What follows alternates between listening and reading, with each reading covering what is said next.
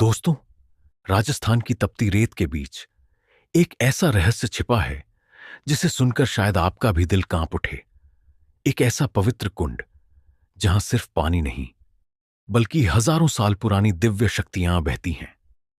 कहते हैं आज भी देर रात जब पूरा खाटू शांत हो जाता है तब श्याम कुंड के आसपास अजीब सी घंटियों की आवाज सुनाई देती है।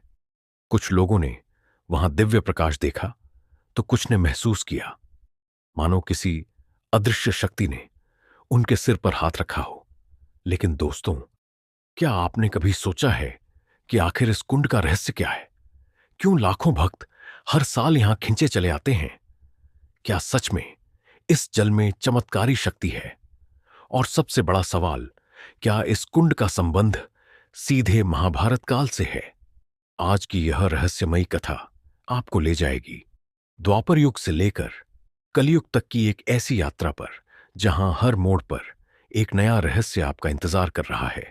तो वीडियो को अंत तक जरूर देखिएगा, क्योंकि आज जो रहस्य आप सुनने वाले हैं वह सिर्फ एक कहानी नहीं बल्कि करोड़ों भक्तों की आस्था है। अगर आप भी बाबा श्याम के भक्त हैं तो वीडियो शुरू होने से पहले कमेंट में लिखिए हारे का सहारा, बाबा श्याम हमारा, और चैनल को सब्सक्राइब करके घंटी जरूर बजा दीजिए ताकि ऐसी ही रहस्यमयी और भक्ति से भरी कथाएं आप तक सबसे पहले पहुंचती रहें।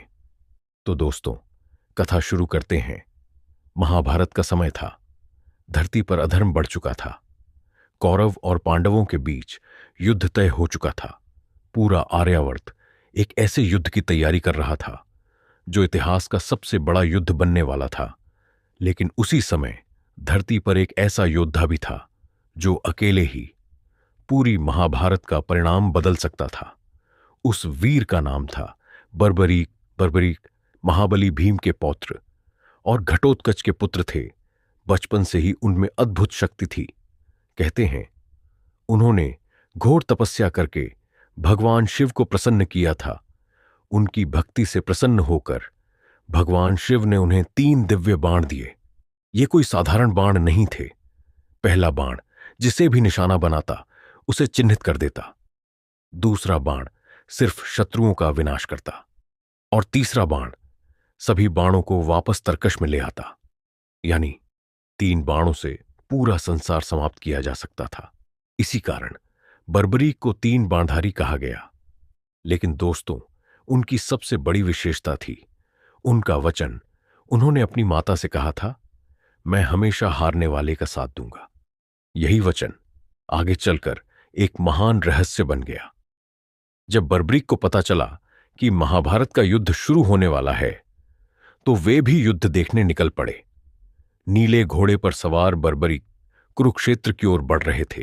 तभी रास्ते में एक वृद्ध ब्राह्मण ने उन्हें रोक लिया। वह कोई साधारण ब्राह्मण नहीं थे, स्वयं भगवान श्री कृष्ण थे।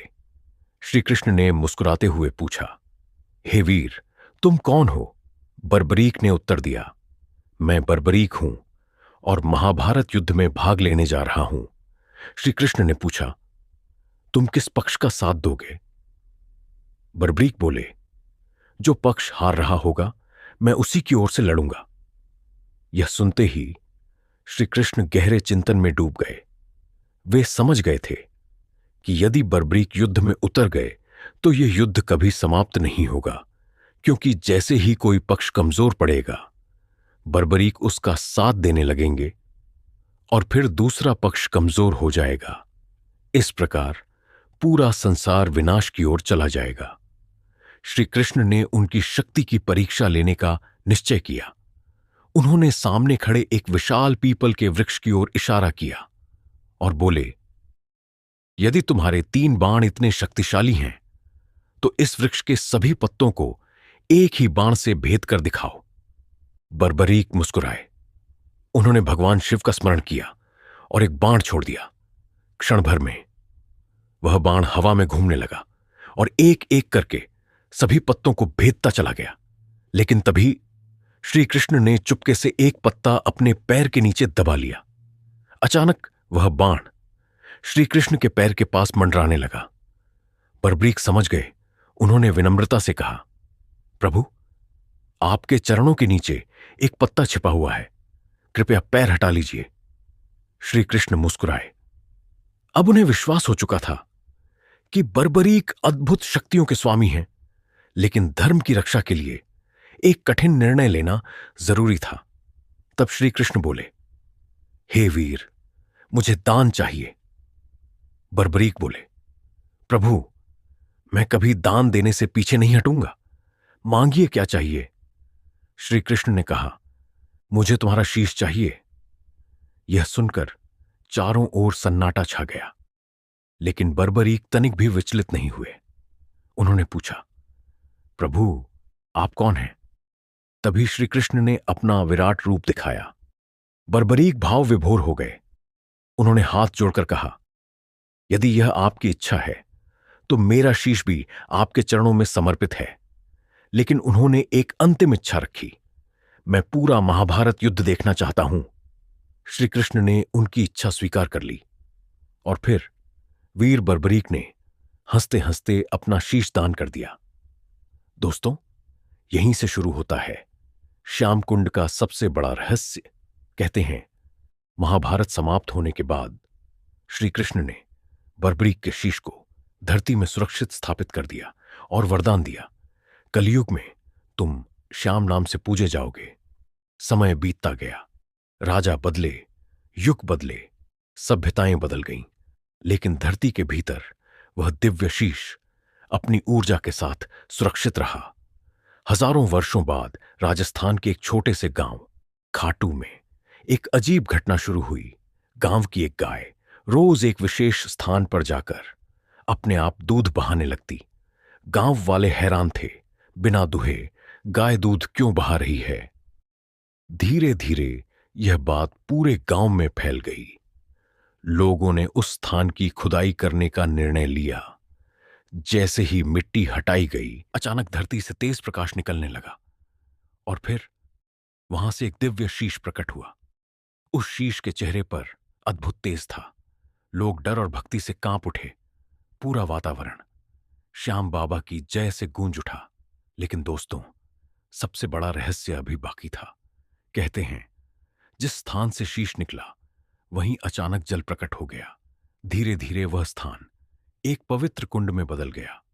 यही कुंड आज श्याम कुंड कहलाता है। लेकिन इस कुंड का रहस्य सिर्फ इतना नहीं। कई भक्तों का मानना है कि इस कुंड के जल में आज भी दिव्य ऊर्जा मौजूद है। कहा जाता है, जो भक्त सच्चे मन से यहां स्नान करता है, उसके जीवन के दुख दूर हो जाते हैं। कई लोगों ने दावा किया कि वर्षों पुरानी बीमारियां यहां आने के बाद ठीक हो गईं। किसी को संतान सुख मिला, किसी का व्यापार चल पड़ा, तो किसी के जीवन में अचानक चमत्कार हो गया। लेकिन दोस्तों, सबसे रहस्यमयी घटना रात के समय होती है। पुराने समय में गांव के बुजुर्ग कहते थे कि देर रात श्याम कुंड के आसपास दिव्य प्रकाश दिखाई देता था। कभी घंटियों की आवाज सुनाई देती, तो कभी किसी के कदमों की आहट, लेकिन वहां कोई दिखाई नहीं देता। कई लोगों ने दावा किया कि उन्होंने सफेद वस्त्र पहने एक दिव्य पुरुष को कुंड के पास देखा, जो कुछ ही क्षणों में गायब हो जाता था। लोग मानते हैं कि वह स्वयं बाबा श्याम की कृपा का संकेत है। एक और रहस्य। कहते हैं, बहुत समय पहले एक व्यापारी भारी कर्ज में डूब गया था। उसके पास खाने तक के पैसे नहीं बचे थे। निराश होकर वह खाटू पहुंचा। उसने श्याम कुंड में स्नान किया और रोते हुए बोला, बाबा, यदि आप सच में हारे का सहारा हैं तो मेरी मदद कीजिए। उस रात उसे स्वप्न आया। स्वप्न में बाबा ने कहा, कल सुबह कुंड के पास वाले पुराने पेड़ के नीचे जाना। सुबह व्यापारी वहां पहुंचा। उसने मिट्टी खोदी और वहां से एक पुराना संदूक निकला। जब उसने खोला तो उसमें सोने के सिक्के थे। उसकी जिंदगी बदल गई। लेकिन दोस्तों, सबसे अद्भुत बात यह थी, उस व्यापारी ने वह धन सिर्फ अपने लिए नहीं रखा। उसने गरीबों की सेवा शुरू कर दी और जीवन भर बाबा श्याम का नाम जपता रहा। ऐसी अनगिनत कथाएं आज भी खाटू की गलियों में सुनाई देती हैं। फाल्गुन महीने में जब लाखों भक्त खाटू पहुंचते हैं, तो पूरा वातावरण बदल जाता है। चारों ओर हारे का सहारा, बाबा श्याम हमारा की गूंज सुनाई देती है। भक्त नाचते हैं, गाते हैं और कई लोग तो बाबा के दर्शन करते ही रो पड़ते हैं। कहते हैं, जो सच्चे मन से बाबा को पुकारता है उसे कभी निराशा नहीं मिलती। श्याम कुंड के जल में पड़ती दीपकों की रोशनी ऐसा प्रतीत कराती है मानो स्वयं बाबा अपने भक्तों को आशीर्वाद दे रहे हों। दोस्तों, लेकिन इस कथा का सबसे बड़ा रहस्य सिर्फ चमत्कार नहीं बल्कि त्याग है। सोचिए, एक ऐसा वीर जो अकेले पूरी महाभारत का परिणाम बदल सकता था, उसने धर्म की रक्षा के लिए हंसते हंसते अपना शीश दान कर दिया। यही कारण है कि आज भी बाबा श्याम को त्याग, भक्ति और विश्वास का प्रतीक माना जाता है। और शायद यही कारण है कि लाखों लोग बार बार खाटू खींचे चले आते हैं, क्योंकि वहां सिर्फ एक मंदिर नहीं, वहां बसता है विश्वास, वहां बसती है आशा, और वहां आज भी महसूस होती है बाबा श्याम की अदृश्य कृपा। तो दोस्तों, यदि कभी जीवन में अंधेरा महसूस हो, यदि हर रास्ता बंद दिखाई दे, तो एक बार सच्चे मन से बाबा श्याम को याद कीजिए। कहते हैं, जो दिल से पुकारता है बाबा उसके पास जरूर आते हैं। और शायद यही है श्याम कुंड का सबसे बड़ा रहस्य, कि वहां सिर्फ जल नहीं बहता, वहां बहती है भक्ति, विश्वास और बाबा श्याम की अनंत कृपा। तो दोस्तों, ये थी श्याम कुंड की वह रहस्यमयी कथा जो सिर्फ एक कहानी नहीं बल्कि विश्वास, त्याग और बाबा श्याम की अनंत कृपा का प्रमाण है। सोचिए, एक ऐसा वीर जो अकेले पूरी महाभारत का परिणाम बदल सकता था, उसने धर्म की रक्षा के लिए अपना शीश तक दान कर दिया। शायद यही कारण है कि आज भी जब कोई भक्त टूट जाता है, जब हर रास्ता बंद नजर आता है, तब लोग कहते हैं, हारे का सहारा बाबा श्याम हमारा। कहते हैं, जो सच्चे मन से बाबा को पुकारता है वह कभी खाली हाथ नहीं लौटता। और शायद यही श्याम कुंड का सबसे बड़ा रहस्य है।